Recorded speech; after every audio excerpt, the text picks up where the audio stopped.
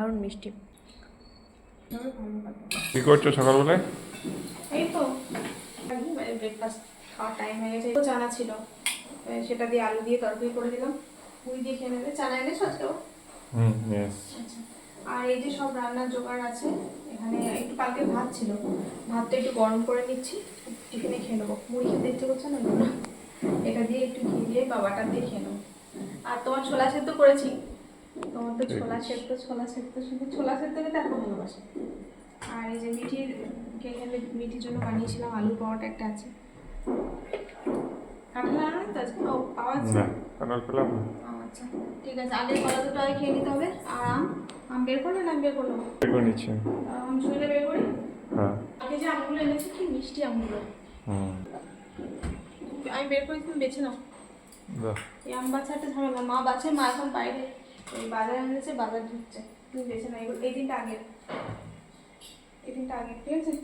আর আমি একটু দেখে শুনে নাও, আমি শসাটা কাটি। আগে অনেক বালি আছে আজকে, অনেক বালি। ধুতে সময় লাগবে। শসাগুলো কাটি। ছাদে শুকনো জামা কাপড় দু একটা রেখে এলাম। হ্যাঁ, ওগুলো শুকিয়ে যাবে, হালকা বৃষ্টি হবে তো আবার তুলেছিলাম, তুলো না। আবার নিলাম। এখন বুঝি নেবো। এরকম পাকা এটা গন্ধ কাগজি না গন্ধ? কাগজি তো বললো। গন্ধটা। আজকে লেবু খাওয়া গেল, এটা কাটবো। ও আগের লেবু আবার রয়েছে কাটা, তো আগেরগুলো রয়ে যায় বলি তো। আগে রোজ ওটা আমাকে দিয়ে দেবে। আগেরগুলো একটা আছে, মানে একটারও হাফ আছে। এটা একটা আজকের দিনে খেয়ে না। আনারস এনেছে আজকে আবার, আনারস কাটা হবে টিফিন খাওয়ার পর। এটা ঠিক আছে। রান্না কমপ্লিট। এই যে এদিকে বাসন ধোয়া ধুয়ে চলছে, আর এই যেখানে কিছু বাসন ধোয়া আছে।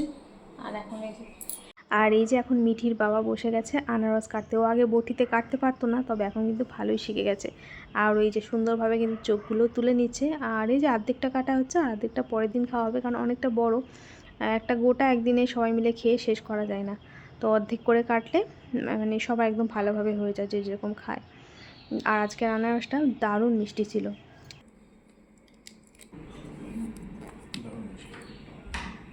আজকে আনারসটা খুব মিষ্টি, লবণ চিনি কিছু দিতে হয়নি।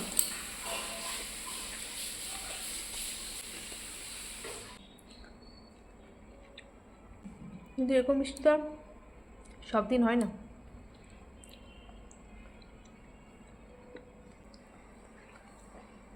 রান্নাবান্না কমপ্লিট হয়ে গেছে, রান্নাঘরও পরিষ্কার হয়ে গেছে। এখন একটু টাইম আছে, একটু বসবো কিছুক্ষণ, খাওয়ার টাইম এখনও হয়নি। আর এই যে মা শাকগুলো তো ধুয়ে রেখেছে, তো শাকগুলো দুপুরবেলা মানে খাওয়া দাওয়া করার পরে শাকগুলো কেটে রাখবো। তো এখন ফিরে এলাম বেশ খানিকক্ষণ পর। মাকে, মিঠির বাবাকে খাবার দিয়ে দিয়েছি। আর মিঠি এখনও খায়নি, ও স্কুল থেকে এসে স্নান করছে, ও খাবে এবার। তো তার আগে যে আমি খেতে বসে পড়লাম, কারণ মিঠির খেতে এখন দেরি আছে। ও এখন স্নান করবে, বসবে একটু, এসে ওর অনেকক্ষণ টাইম লাগবে। তো আমি খেয়ে নিচ্ছি। প্রতিদিনও সবার লাস্টেই খাই যেদিন স্কুল যায়, কারণ ওর অনেক টাইম লাগে স্কুল থেকে এসে। একটু সাথে সাথে স্নান করবে না, একটু বসবে, রেস্ট নেবে, তারপর স্নান করবে, তারপর খাবে। তো এই যে আজকে তো কী রান্না হলো সেটা তো আগের ভিডিওতে দেখিয়েছিলাম। আর যে বাজার থেকে যে লেবুগুলো এনেছিল দেখালাম, সেই লেবুটা দিয়ে ভাত খাচ্ছি। ভেন্ডি সেদ্ধর সাথে খেলাম, আর ঝোলের সাথে মানে চিকেনের ঝোলের সাথে খেলাম। দুটোর সাথে খেতে দারুণ লাগছিল, খুব সুন্দর একটা গন্ধ এই লেবুর, খুব ভালো লাগছিল। আর এই যে আজকে না আমার চিকেন রান্না হয়েছিল, চিকেনের ঝোল। তো চিকেনটা মাখার সময় ওই চিকেনের কাঁটা লেগে হাতে একটুখানি কেটে গেছে আঙুলে, তো খাওয়ার সময় একটু জ্বালা করছিল। আর এখন ফিরে এলাম একেবারে সেই রাত্রেবেলায়। আজকে যেহেতু চিকেন হয়েছে, তাই রাতে একটু ফ্রাইড রাইস বানাচ্ছি, সেই ভিডিওটা আগে পোস্ট করেছি। আর ফ্রাইড রাইস বানালে বা ভাত রান্না হোক বা বিরিয়ানি, ফ্রাইড রাইস যাই বানাই না কেন, চালটা আগে ভিজিয়ে রাখি। কিন্তু আজকে একদম ভুলে গেছি। এসে জলটা বসিয়েছি, দিয়ে চাল দিতে যাবো, ও মা দেখি চালই তো ভেজায়নি। আবার কি করব, আজকে ধুয়ে দিয়ে দিলাম, চালটা ধুয়ে দিয়ে দিলাম সাথে সাথে, ভিজিয়ে রাখা আর হলো না। সাথে এই যে লবণও দিয়ে দিচ্ছি। আর আমরা ভাত রান্না করার জন্য কিন্তু প্রতিদিন চালটা অবশ্যই ভেজাই। মানে হঠাৎ করে যদি কোনো দিন এমন হয় যে এখনই ভাত রান্না করতে হবে, এরকম পরিস্থিতি ছাড়া চাল না ভিজিয়ে ভাত কোনো দিন রান্না হয় না। চালটা ভিজিয়ে ভাতটা রান্না করলে খুব ভালো ভাতটা হয়, ঝরঝরে হয়, খুব ভালো হয়। আর সবজিগুলো সন্ধ্যাবেলায় কেটে রেখেছিলাম, কিন্তু চালটা ভেজাতে একদম ভেজাই করে ভুলে গেছি। ওদিকে ভাতটা বসিয়ে দিলাম, ওদিকে ফ্রাইড রাইসের সবজিগুলো ওদিকে ভাজছি। ততক্ষণে ভাবলাম যে একটু দইটা বসিয়ে দিই। এই দুধটা ফ্রিজে ছিল, ফ্রিজ থেকে এই বাটিতে কালকে দুধ ফোটানো হয়েছিল, কিছুটা ছিল, তো সেই বাটিতে আবার দুধ ফুটিয়েছি বলে বাটিটা সাইড দিয়ে একটু পুড়ে গেছিলো। তো যাই হোক দইটা বসিয়ে দিয়ে এদিকে একটু কাজু কিশমিশও দিয়ে দিলাম, আর এদিকে ফ্রাইড রাইসটা সবজি ভাজা হয়ে গেছে, ভাতটা এখনও হচ্ছে।